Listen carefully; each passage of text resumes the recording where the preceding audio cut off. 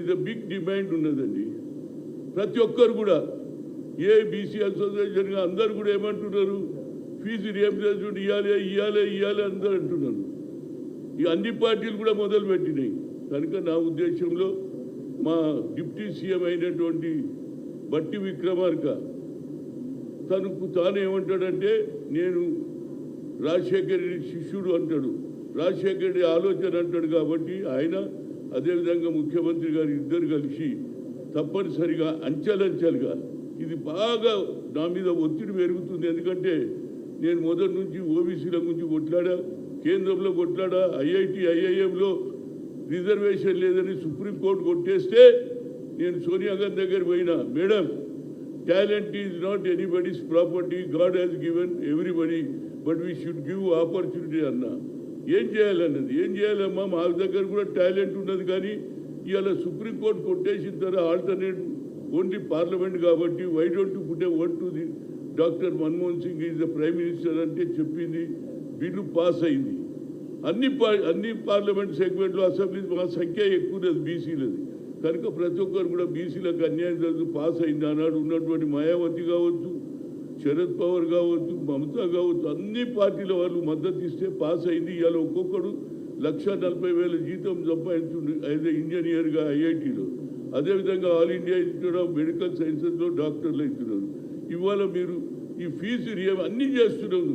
అక్కడ గురుకుల్లో breakfast, lunch, బట్టలు ఇస్తున్నావు, మంచిగా చదువు చెప్పాలంటున్నావు, స్పోర్ట్స్ సిటీ చేస్తా అంటున్నావు. ఇది ఒక్కటి మీరు చేయగలిగితే, ఎందుకంటే నా మీద ఒత్తిడి పెరుగుతుంది. ఎందుకంటే నేను మొదటి నుంచి ఓబీసీల గురించి పార్లమెంట్లో కన్వీనర్గా, పార్లమెంట్ ఎంపీల కన్వీనర్గా పనిచేసిన, సాధించిన, దాని మీద నా మీద వద్దు. అదేవిధంగా ఇవాళ గవర్నమెంట్, తెలంగాణ గవర్నమెంట్ అడ్వైజర్గా, అదేవిధంగా నా సబ్జెక్ట్ ఏంటి బీసీల అభివృద్ధి అని ఉన్నది. కనుక బీసీ నాయకులందరూ వచ్చి నా మీద ఒత్తిడి తెస్తున్నారు.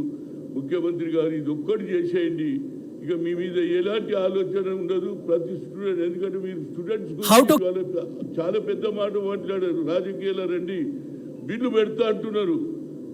ఏది పార్లమెంట్ అసెంబ్లీలో 21 ఏళ్ళకే చేయాలి, 25 తక్కువ చేయమంటున్నారు. ఏ విధంగా రాజీవ్ గాంధీ 18 ఏళ్ళకే ఓటు హక్కున్నాడో అదే ఆలోచన నీది. కాబట్టి తప్పనిసరిగా అటు ముఖ్యమంత్రి, ఇక్కడ డిప్యూటీ సీఎం గారు ఇద్దరు కూడా తప్పనిసరిగా అంచెలంచెలుగా ఫీజు రియంబర్స్మెంట్ ఇస్తే పిల్లలు కూడా బాగా చదువుతారు. లేకపోతే ఈ ఫీజు ఇవ్వకపోతే అది సర్టిఫికెట్ ఇయ్యరు, పిల్లలు స్కూల్కి పోలేరు, కాలేజీకి పోలేరు, వాళ్ళ జీవితం బాగుతుంది. మళ్ళా దేనికి అలవాటు అవుతారంటే ఆలోచనలో మార్పు వచ్చినప్పుడు తాగేందుకు అలవాటు అవుతారు, లేకుంటే డ్రగ్స్కు అలవాటు అవుతారు. కాబట్టి ముఖ్యమంత్రి గారు ఎన్నో అభివృద్ధి కార్యక్రమాలు చేస్తున్నారు.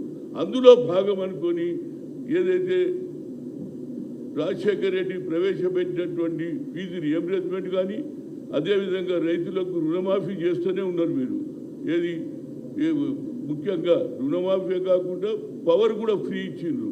అదేవిధంగా దీన్ని కూడా చేయాలని ఒక సీనియర్ నాయకుడిగా మై పర్సనల్ రిక్వెస్ట్, ఇది న్యాయమైన రిక్వెస్ట్. కాబట్టి మనం చేయగలిగితే ప్రభుత్వానికి మంచి పేరు వస్తుంది, మీకు మంచి పేరు వస్తుందని ముఖ్యమంత్రి గారిని కోరుతున్నా. ఫీజు రియంబర్స్మెంట్ ఇవ్వకపోతే పిల్లలంతా నష్టపోతారు. దానివల్ల నువ్వు ఏదైతే ఆలోచన చేస్తున్నావో సడక్ సే సదన్ తక్ అంటున్నావు, ఆ సడక్ సదన్ ఇవ్వాలంటే మొదలు ఫీజు రియంబర్స్మెంట్ గురించి ఆలోచన చేసి తప్పనిసరిగా మీరు, ఎందుకంటే ఫైనాన్స్ మినిస్టర్ డిప్యూటీ సీఎం ఉన్నాడు, ఆయన కూడా రాజశేఖర్ నేను శిష్యుడు అంటాడు. కాబట్టి ఆయన కూడా ఒక అడుగు ముందుకేసి న్యాయం చేయండి. మీరు గురుకుల స్కూళ్ళల్లో చేస్తారు, దానికి కూడా కొంత స్థలం కేటాయిస్తే డెడికేటెడ్ స్కూల్కి ఇస్తున్నారు. 25 ఎకరాలు కోట్ల రూపాయలు పెడుతుంది.